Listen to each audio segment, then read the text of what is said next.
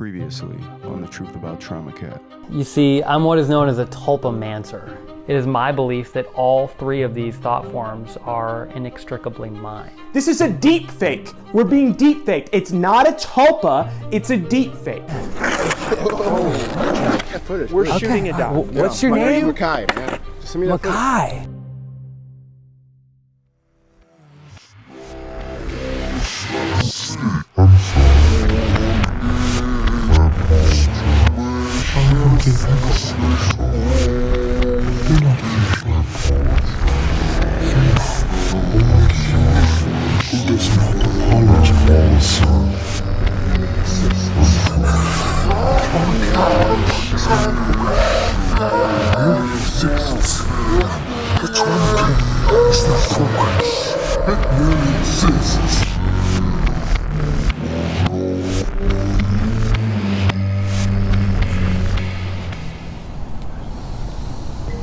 My whole investigation's been derailed. They set this up for me.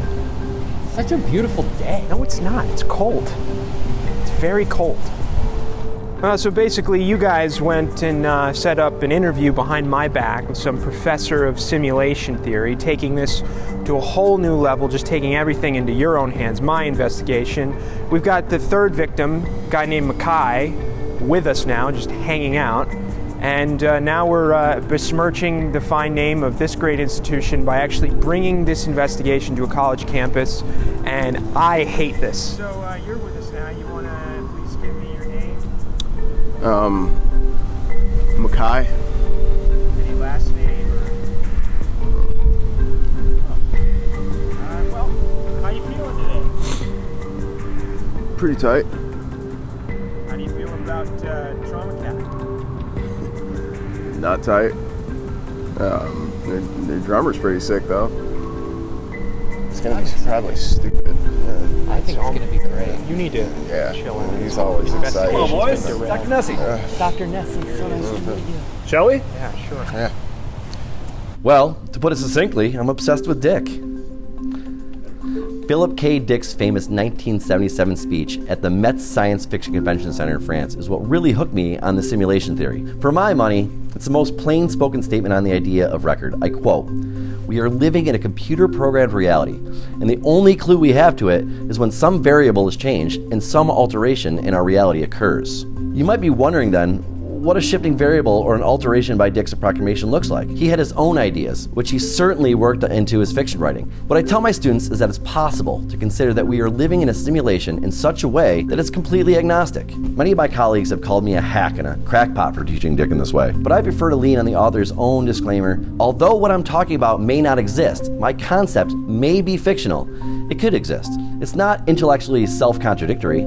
I apply Dick's very logic to my own interpretation of it. You may be right, I may be crazy, but it might just be the lunatic you're looking for. Gosh, what a funny guy he was. Only the good die young. You know, Dick opened that address with a metaphor, and I'm in the business of metaphors. The metaphor lays out his concept of alterations to linear time. He describes some super rich guy, a patron of the arts, who commands his servants to hang a different picture above his fireplace each day. The servants can only do that for so long, say, before they run out of stuff to hang. So then what? Well, maybe they begin to augment the artwork. They paint the trees on top of the trees and the bushes on top of the bushes. And then when his master looks upon these pictures, he recognizes them as the same and as totally different all at once. Oh, so it's like deja vu. Precisely. And what is deja vu, my friend, if not an alteration to linear time, or the overwhelming impression that we were reliving the present? You boys know who said that, right? Who? Dick. Fascinating. Dick. All right, look, all due respect, Professor. Dr. Nessie, but look, we get that you're super into Dick. Can you please expand on the whole computer program thing? I mean, we're talking Trauma Cat here, and obviously they're like a computer thing, a bot or something that has stolen our identities, my identity. Well, with regard to cybersecurity aspect, I trust you've consulted with an expert.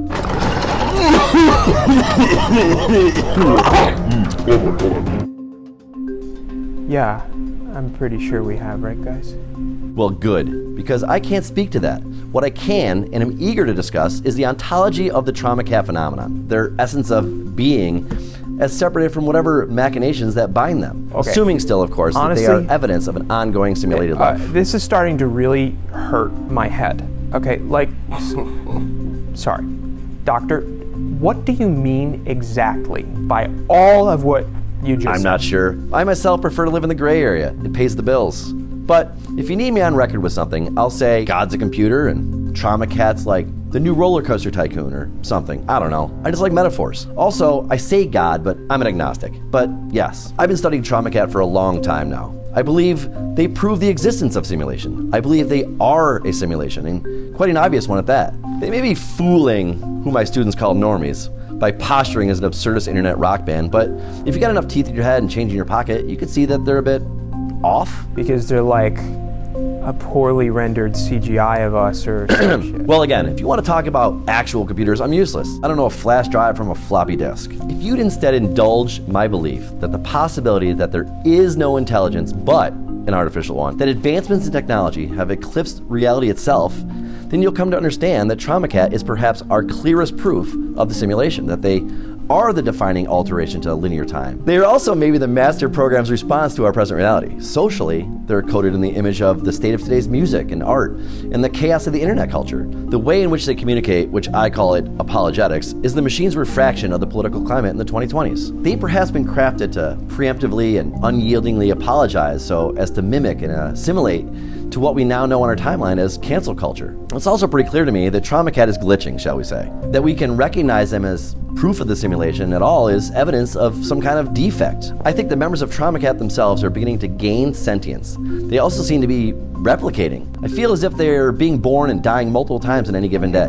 So, like, do they know that they're us? Well, they're not you. They're something else. For some reason, unbeknownst to me and other leading scholars in my field, they've assumed your images. I don't know what you boys may or may not have done in your lives to make that happen, but it's irrelevant anyways. Trauma Cat is here to stay, and that can't be undone. Honestly, what happens next is a mystery. Yeah, okay, but I'm looking for the truth. The truth? In matters like this, the truth doesn't live here. This is all very lovely and endlessly fascinating. I was wondering if you'd considered that Trauma Cat are in fact a tulpa. Tulpa? Oh boy, we got a real galaxy brain over here. I like you. Let me give you a good friend of mine's number. He works in the psychedelics department. He'd love to talk tulpa with you. Wow, thank you so much, Dr. Nessie.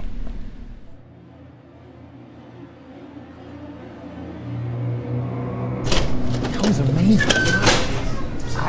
I like it. Gentlemen, gentlemen, gentlemen,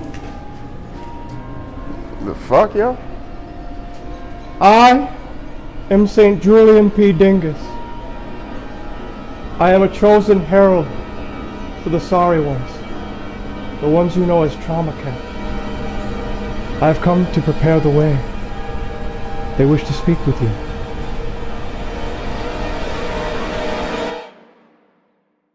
Behold.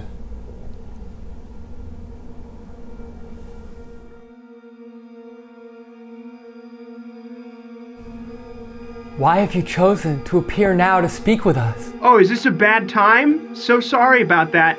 We'll end the call. No. We desperately need to speak with you. Stay on. He seems overeager.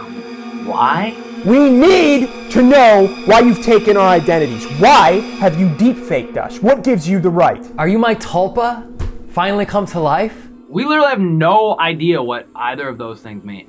Does this have something to do with my social security number getting compromised or my car's extended warranty or something? You see this thing with my face on it? It's wearing a hat that says fake. Like, come on. No. A deep fake, as you know, is a form of synthetic media in which a digital representation of a real person is made to say and do things that are not real. And a tulpa? No! A tulpa is some irrelevant, crunchy, new age bullshit, and that is not what's happening. Wait, isn't that tulpa like some Twin Peaks type shit, right? Right? Whoa, yeah? hold on. Are you accusing us of being part of some identity theft scam? Because there are libel laws, about this kind of accusation. I'm so sorry. We just want to know but there are. why you are using our likenesses to promote your fake internet band. And while you're at it, yo, maybe tell us who you really are, huh? Okay, buddy, I'm so sorry, but cool your jets. Had it occurred to you that maybe you're the deep fake, maybe you're a figment of our imagination?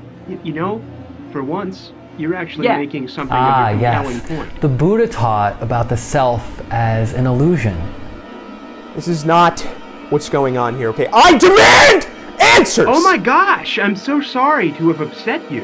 Why hasn't my dude said anything yet? Excuse me. Our associate, Rutger D. Boyer, here is non-verbal. Thank you very much. You know, I've been thinking, isn't it slightly problematic that your one non-verbal character here happens to be black? Whoa, Cole, hold on. Cole, come on, really? You're gonna go there with that? Friends. If I may ask you to center yourselves now, what is it that you're hoping to accomplish with your music and your existence? Jesus, that's a little broad, don't you think? This guy with the fucking sweeping existentialism, it's a little early for that. Look, we have no freaking idea what we're trying to do here, and we're sorry, okay? Sorry. We observe reality, same as the next guy, and out pops the music, unfortunately, and then we have to release it and promote it. It sucks. We have no control over the process, but thanks to our little personal John the Baptist here, St. Julian P. Dingus, the truth crystallizes and we can achieve tonal form and motion. Sorry. But St. Julian's our producer. That's really all you had to say there, you know. But anyways, look, what my associate Ralph Kojic is trying to communicate is that music is our spiritual excrement, okay? And were we not able to relieve ourselves of it, we would perish horribly. And just to reiterate, though, we're so incredibly sorry if this has caused any harm to anyone. You have no idea how exhausting all of this is. Okay, fine. I'll bite. Where did you come from? Where were you all before this conversation? What do you mean before? We've been talking to you this whole time. Yes, but before we started talking, what were you doing then? Do you have a memory from before this conversation?